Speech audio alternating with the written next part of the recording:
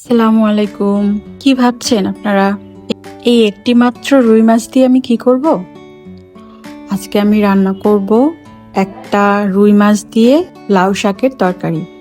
প্রথমে আমি এক এক করে সব মশলা দিয়ে নিব। তারপরে মশলাতে একটু পানি দিয়ে ভালো করে কষিয়ে নিব। কষানো শেষ হয়ে গেলে আমি সেই সিদ্ধ করা মাছগুলো, যেগুলো আমি কাটা বেছে রেখেছি, সেগুলো দিয়ে দিব। তারপরে আবার কিছুক্ষণ কষাবো। এরপর আমি লাউ শাক পাতাগুলো এর মধ্যে দিয়ে দিব।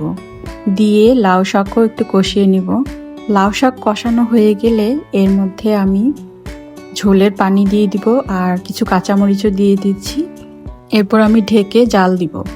লাউ শাক রান্না করলে আপনারা তো জানেনই, এত ঘ্রাণ বের হয়, মানে মানে লোভ সামলানো যায় না। আমার তো বিশেষ করে ভীষণ পছন্দ লাউ শাক।